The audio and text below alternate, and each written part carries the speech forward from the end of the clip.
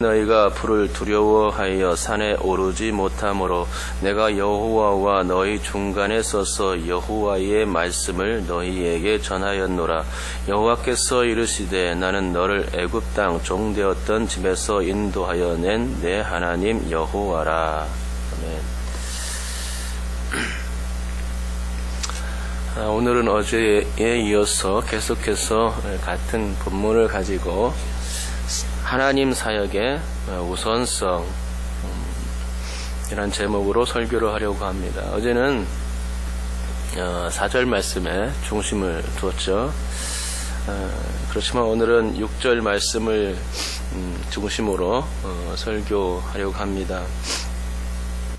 그래서 하나님과 대면하는 복을 누리는 비결은 바로 지난 시간 얘기한 거죠. 하나님 앞에, 하나님 말씀 앞에 서는 것, 이것이 이제 지난 시간에 얘기했던 건데요. 오늘은 이제 하나님의 사역의 우선성, 그러니까 하나님이 나의 하나님 된 그 이유에 대해서 한번 설명해 보려고 합니다.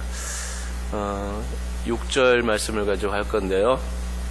이 6절 말씀은 유대인 그 10계명에서는 제1계명, 첫 번째 계명에 해당합니다. 즉 유대인들은 이 10계명을 나눌 때 이 6절 말씀을 제1계명으로 하고 두 번째 계명을 다른 신을 섬기라 하는 이 우리가 말하는 제1계명과 우상을 섬기지 말라는 우리가 말하는 2계명을 다 합해서 1, 2계명을 합해서 제2계명이라 이렇게 부릅니다. 그리고 세 번째 계명부터는 우리와 똑같습니다.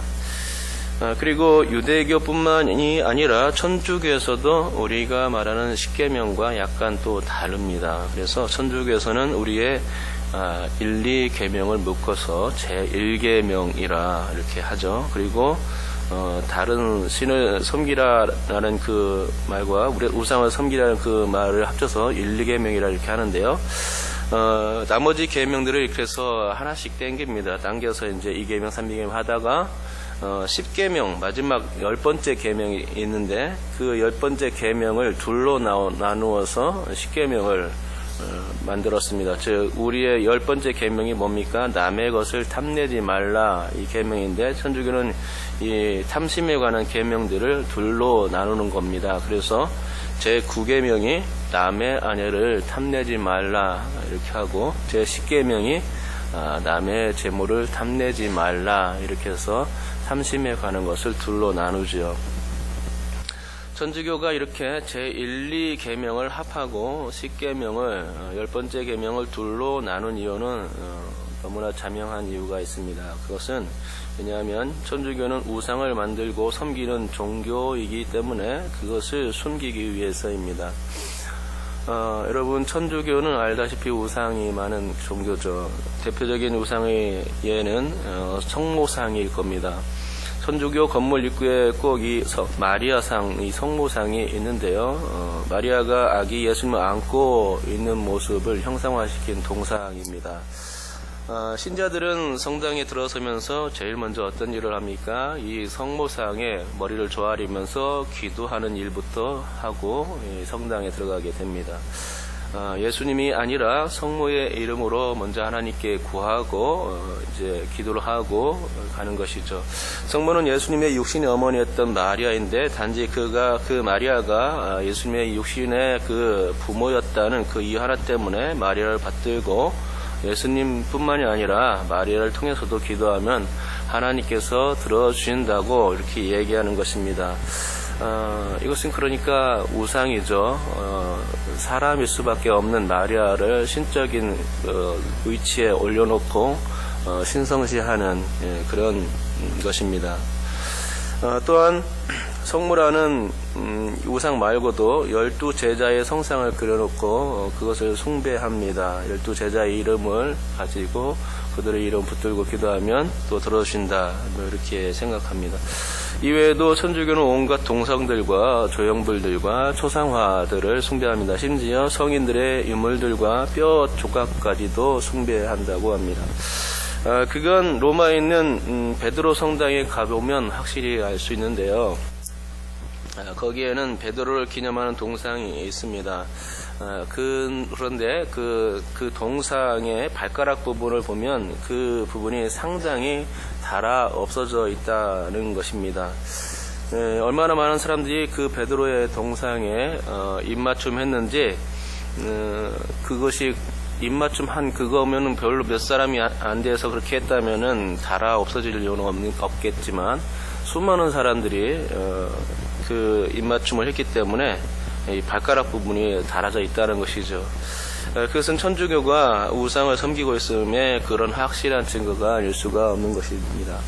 사실 이 천주교 우상 섬기는 이야기는 해도 끝이 없을 것입니다. 그러기에 여기서는 골자만 말씀드리려고 합니다. 그 골자란 다름 아닌 천주교의 우상 섬기는 그 문제 때문에 그들의 십계명에 우상을 만들지 말라는 계명을 감독같이 없앤 데에 있다는 것이죠. 왜냐하면 우상을 만들고 그것들에게 절하지 말라는 내용을 십계명에 포함하면 그들의 지금까지 해왔던 그 모든 우상적인 관행들을 다 뜯어 고쳐야만 하기 때문입니다. 그런 조치가 상당히 힘든 거죠. 전통적으로 그것을 해왔는데, 그래서 십계명에 버젓이 있는 말씀임에도 불구하고 감쪽같이 없는 것처럼 숨기고 1계명과 2계명을 한데 묶어서 다른 신을 섬기지 말라, 이렇게 그 1계명 안에 2계명을 이렇게 넣어가지고 숨긴 겁니다. 그리고 나서 10계명, 10번째 계명을 둘로 쪼개므로써 전체 10계명을 만드는 그런 묘안들을 창아낸 것입니다. 그렇습니다. 방금 천주교 예를 들어서 10계명에 관련된 이야기를 제가 이렇게 말씀드렸는데요. 우리는 이런 천주교의 10계명과 그들의 우상 섬기는 관행을 이제 질타할 수밖에 없습니다. 질타 이유는 그들이 성경에 위배되는 우상 숭배를 고안하고 또 그 일을 하기 때문입니다. 하지만 유대인들의 십계명에 관해서는 우리가 한번 생각해 볼 필요가 있습니다. 우리가 아까 말씀드렸듯이 제1계명은 지금 우리가 방금 읽었던 6절 말씀이 그들은 제1계명인데요. 그러니까 1계명을 하고 그것을 이제 우리가 말하는 1계명과 2계명을 합해서 제2계명이라 이렇게 부르는 게 이제 유대인의 계명이죠. 그러나 이들은 6절 말씀 때문에 1, 2계명을 합한 것이지 결코 천주교처럼 우상을 섬기는 것을 숨기려고 그 1, 2계명을 합해서 제2계명이라 한 것은 아닙니다. 천주교와는 다른 목적이 있습니다. 1계명, 그러니까는 6절 말씀을 부각시키기 위해서 1, 2계명을 합한 것 뿐입니다. 그렇다면 왜 유대교에서는 1계명을 6절 말씀으로 정했을까요?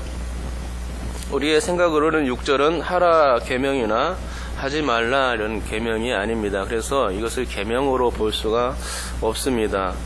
그럼 뭘로 보아야 되냐? 10계명의 서문 정도로 이렇게 봐야 하는 것이죠. 그런데 그럼에도 불구하고 그들은 6절 말씀을 제1계명이라 부릅니다. 우리 한번 6절 말씀을 한번 읽어보도록 하겠습니다. 6절 읽겠습니다. 시작.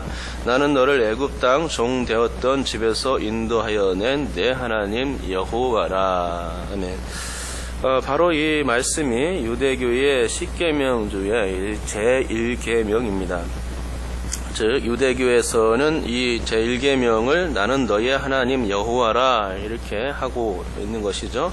그래서 하나님께서 나에게 하신 일을 강조하고 있는 것입니다. 그런데 사실 유대인들은 이 제1계명을 10계명에 포함시키느냐의 여부보다도 더 중요한 게 있다고 합니다. 그것은 그들이 하나님으로부터 받은 율법, 그 10계명으로부터 시작하여서 그들 자신들의 그 민족성이 형성되었다고 보기 때문입니다. 그러니까 이 말을 쉽게 말하면 이스라엘이라는 민족과 국가가 생긴 것은 10계명이라는 율법이 그들에게 주어졌기 때문에 가능하다는 것이었습니다. 10계명은 곧 하나님과 그분의 백성 간의 연합을 위한 것이라는 말이죠. 그런데 그 연합의 의미가 6절 안에 고스란히 담겨 있는 것이죠. 여러분 6절 말씀은 이스라엘이 애굽의 종살이에서 해방되어 나옴으로써 명실공히 하나님의 백성이 되었다는 그런 내용을 담고 있습니다.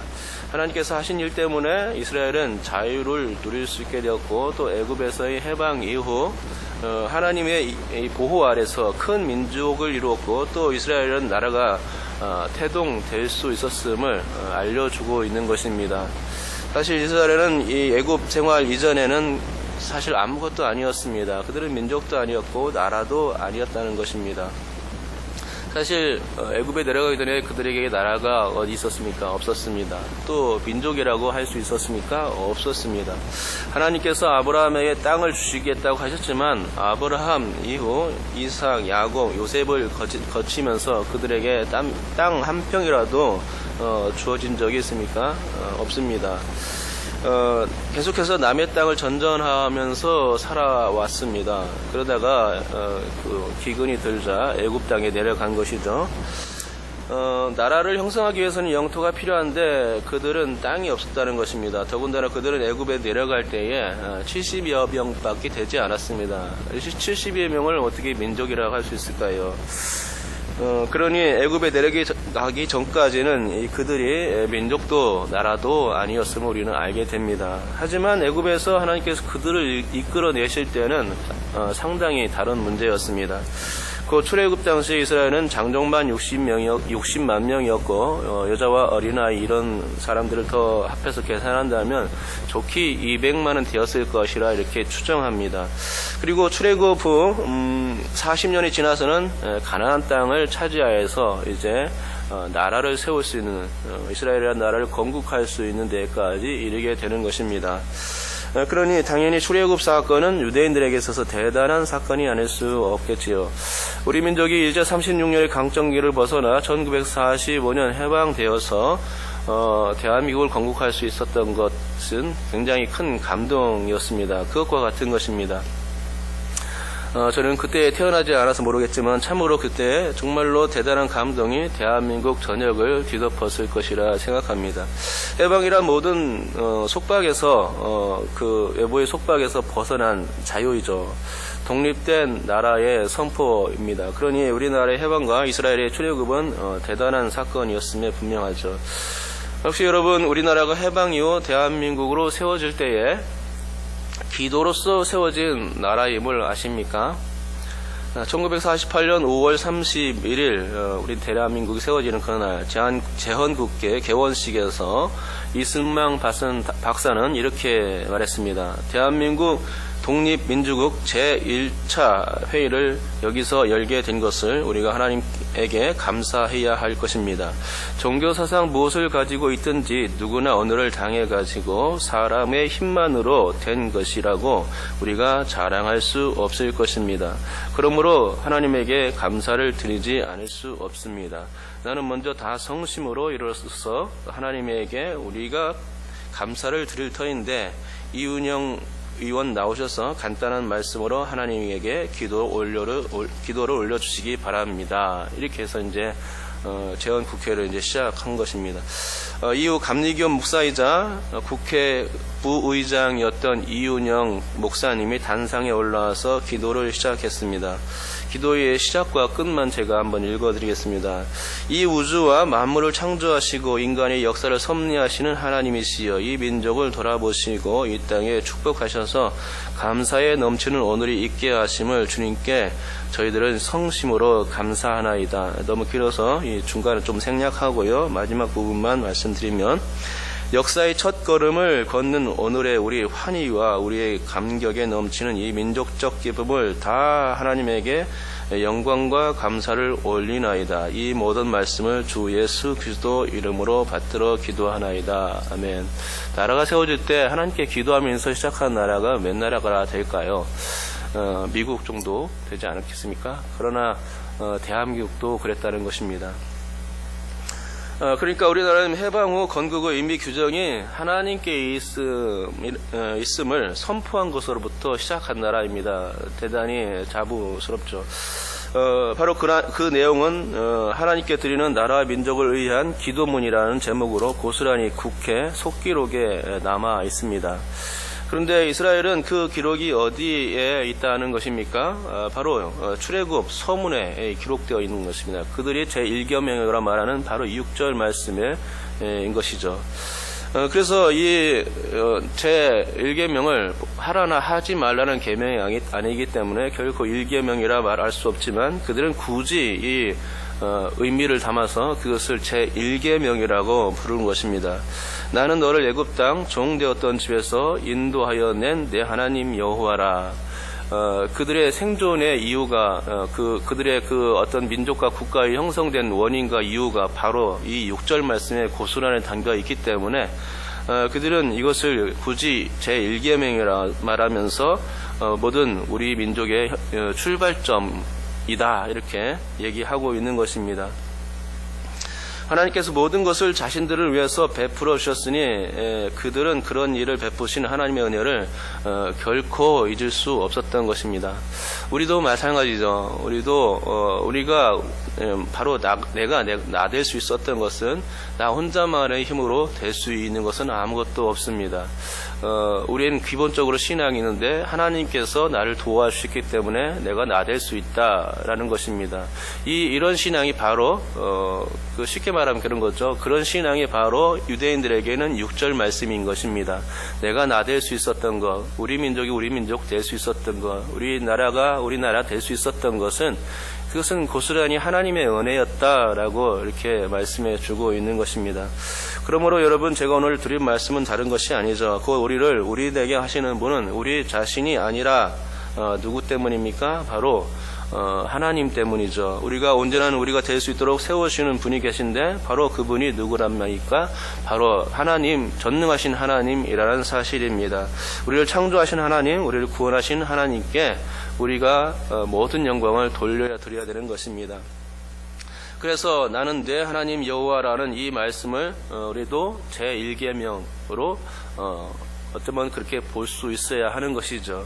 그러므로 오늘 이 설교를 들은 여러분은 하나님이 이제 나의 주인이신 것을 알고 내가 나 될 수 있었던 원인이다라고 생각할 수 있고, 그래서 나를 위해서 그토록 좋은 일을 해주시는 하나님에 대해서, 그리고 나를 사랑하셔서 나를 이끌어주시는 나와 관계된 그 하나님을 제일 먼저 찬양할 수 있고 또 제일 먼저 높여드릴 수 있는 여러분 될 수 있기를 주님의 이름으로 축복합니다.